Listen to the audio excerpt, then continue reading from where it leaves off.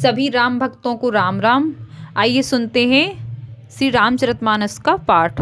मंगल भवने मंगलहारी द्रमहु सुदशरथ अजर बिहारी जथा सुअंजन अंज दृग साधक सिद्ध सुजान कौतुक देखत सैलवन भूतल भूर निधान। मंगल भवने मंगलहारी द्रमहु सुदशरथ अजर बिहारी गुरुपद रज मृद मंजल अंजन नयन यमी दृग दोष विभंजन तेहि कर विमल विवेक बिलोचन वरनौ रामचरित भव मोच। श्री गुरु महाराज के चरणों की रज कोमल और सुंदर नयनामृत अंजन है, जो नेत्रों के दोषों का नाश करने वाला है। उस अंजन से विवेक रूपी नेत्रों को निर्मल करके मैं संसार रूपी बंधन से छुड़ाने वाले श्री रामचंद्र जी का वर्णन करता हूँ। प्रथम महीसुर चरना मोह जनत संशय सब हरना सुजन समाज सकल गुण खानी करनौ प्रणाम सप्रेम सुवानी। पहले पृथ्वी के देवता ब्राह्मणों के चरण कमलों की मैं वंदना करता हूँ। अज्ञान से उत्पन्न सब संदेहों को हरने वाले हैं।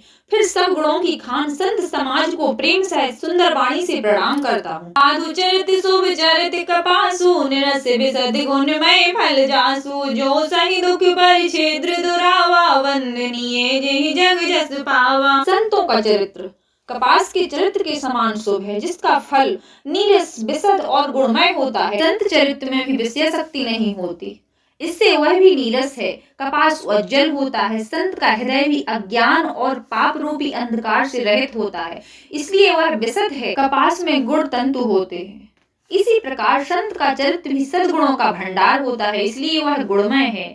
जैसे कपास का धागा सुई के किए हुए छिद्र को अपना तन देकर ढक देता है, तो वह कपास जैसे लोड़े जाने, काटे जाने और बुने जाने का कष्ट सहकर भी वस्त्र के रूप में परिणत होकर दूसरों के गोपनीय स्थानों को ढकता है। उसी प्रकार संत स्वयं दुख सहकर दूसरों के छिद्रों दोषों को ढकता है, स्थानों को ढकता है। उसी प्रकार संत स्वयं दुख सहकर दूसरों के छिद्रों और दोषों को ढकता है, जिसके कारण उसने जगत में वंदनीय यश प्राप्त किया। मुद मंगलमय संत समाजू जो जग जंगम तीरथ राजू राम भक्ति जय सुर सरि धारा सर सई ब्रह्म विचार प्रचार।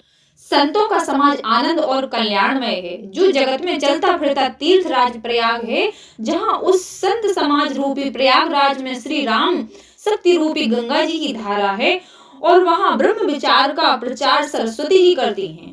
सिद्धिमय कलमल हरिणी करम कथा रविनंदन वर्णी हरि हरि कथा विराजत वेणी सुनत सकल मुद मंगल देनी। और निषेध, यह करो या ना करो रूपी कर्मों की कथा कलयुग के पापों को हरने वाली सूर्य तनया यमुना जी हैं, और भगवान विष्णु शंकर जी की कथाएं त्रिवेणी रूप से सुशोभित हैं, जो सुनते ही सब आनंद और कल्याणों की देने वाली हैं। बटु विश्वास अचल निज धर्मा तीरथ राज समाज सुकर्मा सबहि सुलभ सब दिन और देसा सेवत सादर समन कलेसा। उस संत समाज रूपी प्रयाग में अपने धर्म में अटल विश्वास है और अक्षय वट है। शुभ कर्म ही उस तीर्थ का समाज परिकर है। वह संत समाज रूपी प्रयागराज सब देशों में सब समय सभी को सहज ही प्राप्त हो सकता है, और आदर पूर्वक सेवन करने से कलेशों को नष्ट करने वाला है। कति अलौकिक तीरथ राऊ देई संग फल प्रगट उभाऊ। वह तीर्थ राज अलौकिक और अकथनीय है एवं तत्काल फल देने वाला है, उसका प्रभाव प्रत्यक्ष रूप से है।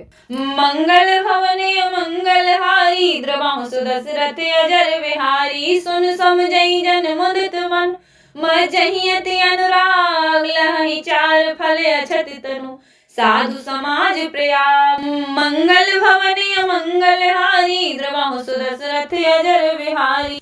जो मनुष्य इस संत समाज रूपी तीर्थ राज का प्रभाव प्रसन्न मन से सुनते हैं और समझते हैं और फिर अत्यंत प्रेम पूर्वक इसमें गोते लगाते हैं, इस शरीर के रहते ही धर्म अर्थ काम मोक्ष चारों फल पा जाते हैं। मजन फल पेखिए तत्काला काक होई पिक बकऊ मराला सुने आचरज करे जन कोई सत्संगत महिमा नहीं कोई। इस तीर्थ राज में स्नान का फल तत्काल ऐसा देखने को आता है कि कोई कोयल बन जाते हैं और बगुले हंस बन जाते हैं। यह सुनकर कोई आश्चर्य करे, क्योंकि सत्संग की महिमा छिपी नहीं है। वाल्मीकि नारद घट जोनी, निज निज मुखन कही निज होनी। जल चर थल चर नभ चर नाना, जे चढ़ चेतन जीव जहाना। वाल्मीकि जी कहते हैं नारद जी और अगस्त्य ऋषि जी ने अपने अपने मुखों से अपनी होनी जीवन का वृतांत कहा है।